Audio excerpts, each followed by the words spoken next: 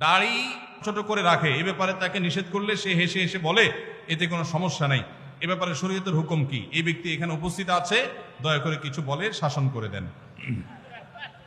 আসামি হাজির।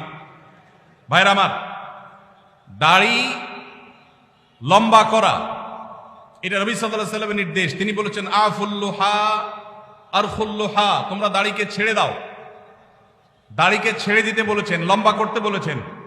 সাহাবীদের মধ্যে এক মুষ্টির পরে, বুখারীর হাদিসে এক মুষ্টির পরে অতিরিক্ত অংশ কাটার বিষয়টা সাব্যস্ত আছে। এর আগে, এক মুষ্টির আগে সাহাবীদের কারো কাছ থেকে, নবী সাল্লাল্লাহু আলাইহি ওয়াসাল্লাম থেকে কোনো হাদিসে দাড়ি কাটা ছাটার কোনো প্রমাণ নাই।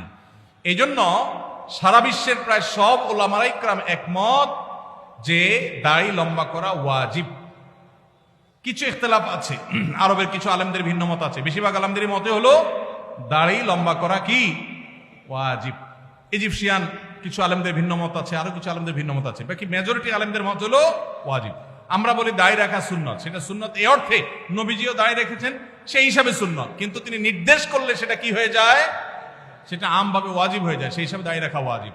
অতএব ভাই, যদি কেউ মনে করে দাড়ি না রাখলে সমস্যা নাই, তার কাছে সমস্যার ডেফিনিশনটা কি, সংজ্ঞাটা কি? কেউ তো বলতে পারে নামাজ না পড়লেও সমস্যা নাই, কিন্তু একজন মুসলমান মনে করবে আল্লাহর নবীর ওয়াজিব তরক করলে সমস্যা আছে না নাই?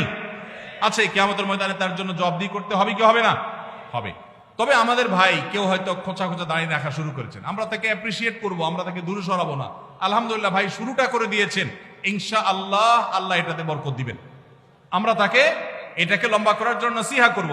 তবে সেই সাথে এটাও আমাদের মাথায় রাখতে হবে, দাড়ির চাইতে অনেক ইম্পর্টেন্ট নির্দেশ আছে আল্লাহর, যেগুলো আমরা অহরহ লঙ্ঘন করি।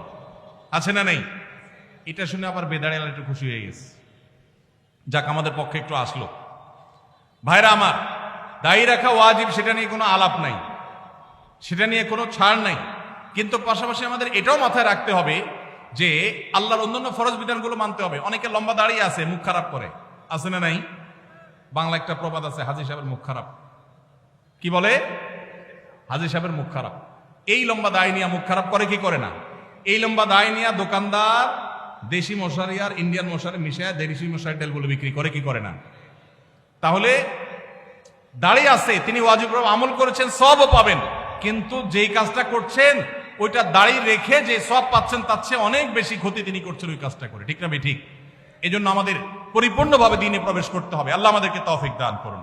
কিন্তু সেই সাথে দাড়িও লম্বা করার চেষ্টা করতে হবে। কিন্তু কোনো ভাই করছেন না, আমরা বেশিরভাগ মানুষ অন্যকে নিয়ে পড়ে থাকি। একটা বড় মুসিবত হলো বাংলাদেশের মানুষের, আমরা অন্যের চরকায় তেল একটু।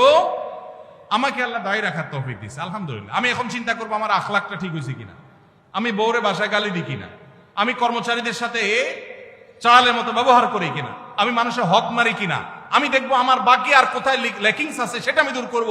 আমি দাঁড়িয়ে আছে, এই জন্য যার দাড়ি নাই তারে খোঁচা মারি করি আমি, এটা তো কোনো মুসলমানের কাজ হতে।